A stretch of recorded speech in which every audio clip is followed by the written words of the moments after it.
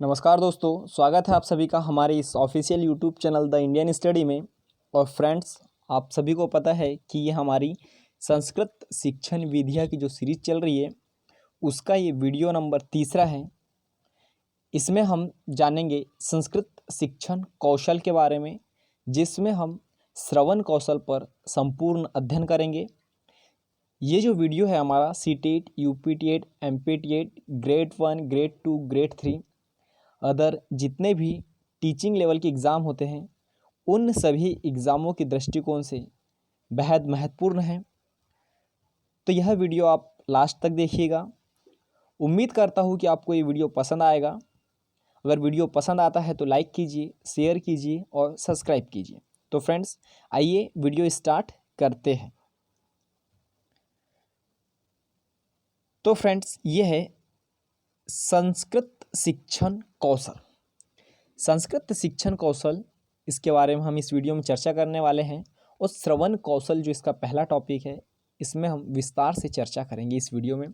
तो देखिए, संस्कृत शिक्षण कौशल वे कौशल है जिसकी सहायता से शिक्षण को प्रभावशाली बनाया जाता है। संस्कृत शिक्षण कौशल वे कौशल होते हैं जिसकी सहायता से हम शिक्षण को क्या करते हैं, प्रभावशाली बनाते हैं। शिक्षण कौशलों का विकास अध्यापक प्रशिक्षण काल में ही हो जाता है। जो शिक्षण है, उन कौशलों का विकास जो होता है अध्यापक के प्रशिक्षण काल में ही हो जाता है। इसके निरंतर अभ्यास के द्वारा ही अध्यापक में आवश्यकता अनुसार इनका प्रयोग करने की जो क्षमता होती है विकसित हो जाता है शिक्षक के अंदर। एल एन गैच के अनुसार इन्होंने कहा था कि शिक्षण कौशल वह विशिष्ट अनुदेशन प्रक्रिया है। एलन गेज ने कहा था कि शिक्षण कौशल वह विशिष्ट अनुदेशन प्रक्रिया है जिससे अध्यापक कक्षा शिक्षण में प्रयोग करता है। जिसे अध्यापक कहाँ प्रयोग करता है, कक्षा शिक्षण में प्रयोग करता है। यह शिक्षण क्रम से विभिन्न क्रियाओं में संबंध रखता है जिन्हें हम शिक्षक अपनी कक्षा में शिक्षण की प्रक्रिया में लगातार प्रयोग करते रहता है। ये कहा था एलन गेज ने इनकी परिभाषा में।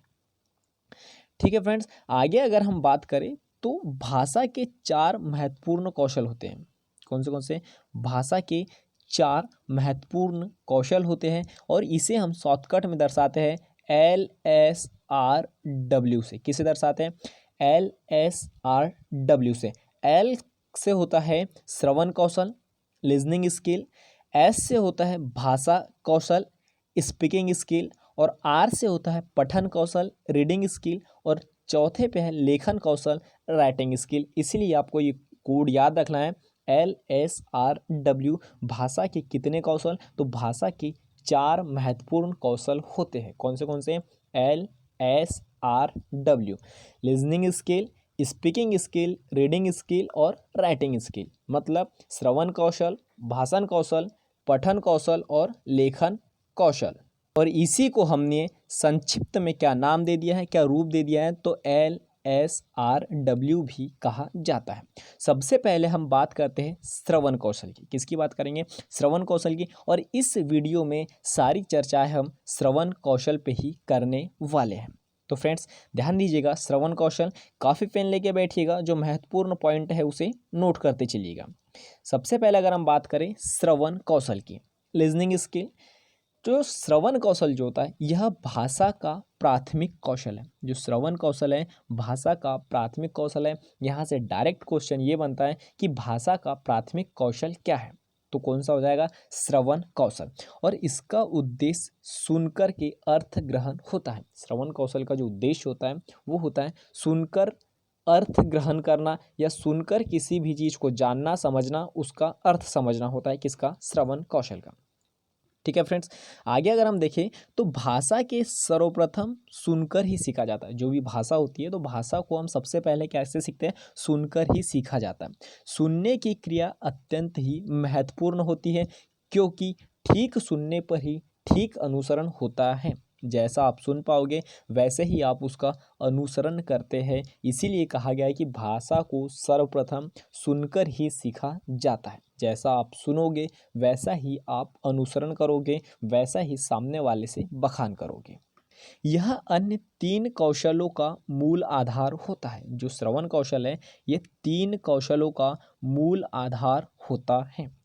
बालक की अगर बात करें तो बालक सबसे पहले शब्दों को सुनता है। बालक सर्वप्रथम शब्दों को सुनता है, उसके बाद सुनकर बुद्धि में स्थिर करता है, तदनुसार ध्वनि का अनुकरण करते हुए शब्दों का उच्चारण करता है और यह सब क्रिया होने के बाद श्रवण शक्ति के तीव्र होने पर भाषा सीखने की गति उसकी बढ़ते जाती है। यह होता है श्रवण कौशल।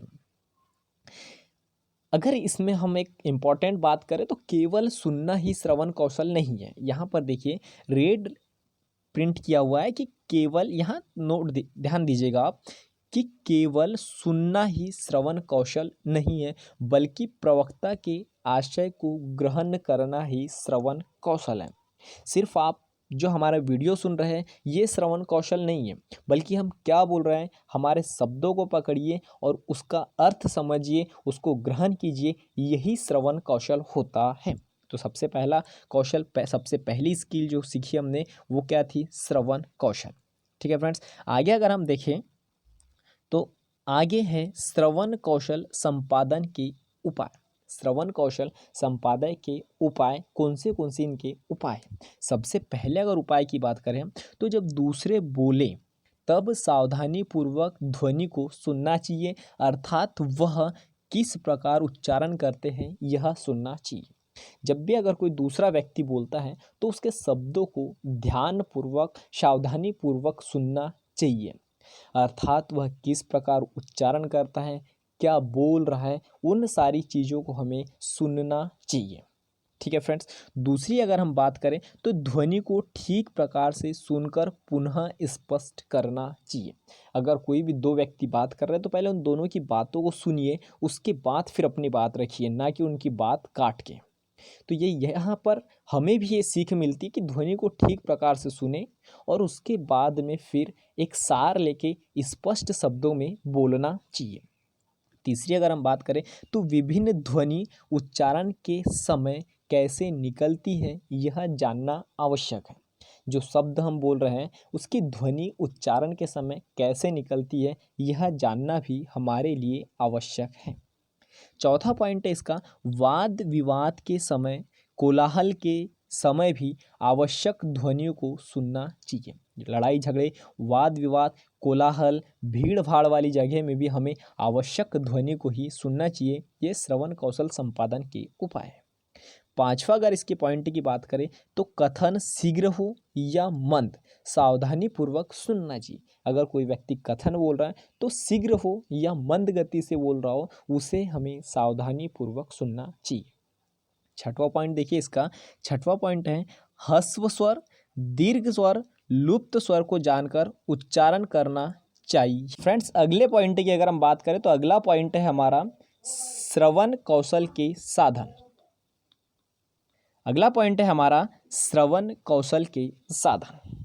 श्रवण कौशल के साधन, तो सबसे पहला अगर साधन की बात करें हम कि श्रवण कौशल के क्या क्या साधन होते हैं, तो सबसे पहला साधन है गुरु के मुख से।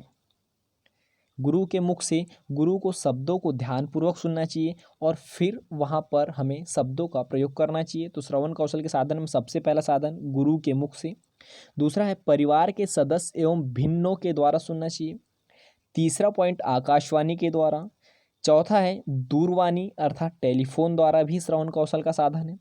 दूरदर्शन द्वारा, ध्वनि मुद्रण या ट्रांजिस्टर द्वारा भी श्रवण कौशल होता है। कंप्यूटर द्वारा या ध्वनि विस्तारक यंत्र द्वारा भी श्रवण कौशल के साधन है। और अगला जो 9वां पॉइंट है इसका, टेप रिकॉर्डर द्वारा भी हम श्रवण कौशल सीख सकते हैं। अगला पॉइंट है श्रवण कौशल की आवश्यकता। श्रवण कौशल की क्या आवश्यकता है, तो श्रवण कौशल की आवश्यकता में सबसे पहला पॉइंट आपके लिए कि शब्दों के शुद्ध एवं स्पष्ट उच्चारण के लिए श्रवण कौशल की आवश्यकता होती है। शब्दों के शुद्ध उच्चारण और स्पष्ट उच्चारण के लिए, सुनकर पुनः कहने के लिए, शब्दों के अर्थ को जानने के लिए, अनुवाचन करने के लिए, शब्द पहचानने के लिए, शब्द के प्रयोग का सामर्थक उत्पन्न करने के लिए और मनोरंजन के लिए श्रवण कौशल की आवश्यकता होती है। तो ये यहाँ पर आपको नोट करना है, श्रवण कौशल की कहाँ कहाँ हमें आवश्यकता होती है। जो भी चीज़ हम कह रहे हैं, जो भी हम बोल रहे हैं, जो भी हम सुन रहे हैं, सुनकर जहाँ भी हम जो शब्द बोल रहे हैं, वो सारी की सारी चीज़ें, वो सारे के सारे शब्द श्रवण कौशल के अंतर्गत आते हैं। वही हमारी आवश्यकता है, ये बात आपको याद रखनी है। आगे अगर हम बात करें फ्रेंड, तो श्रवण कौशल संपादन की विधियाँ। श्रवण कौशल संपादन की विधियाँ क्या क्या होती हैं? तो सबसे पहले अगर विधि की बात करें तो शिशु गीत, बाल गीत, अभिनय गीत सुनने से श्रवण कौशल का विकास होता है। अब श्रवण कौशल का विकास कैसे होता है? तो शिशु के गीत, बाल गीत, अभिनय गीत सुनने से, कोई भी गीत सुनने से श्रवण कौशल का विकास होता है। दूसरा पॉइंट जो है यहाँ पर देखिए, आकाशवाणी, दूरदर्शन, ध्वनि मुद्रण यंत्र द्वारा अपने श्रवण दोष को निराकार किया जा सकता है। तीसरा पॉइंट है कथा विधि द्वारा, भागवत सुनिए, कथा सुनिए, कथा विधि द्वारा, आदर्श वाचन विधि द्वारा और पाठ्य सहगामी विधि द्वारा श्रवण कौशल संपादन की विधियाँ ये होती हैं। तो फ्रेंड्स, आज के इस वीडियो में बस इतना ही।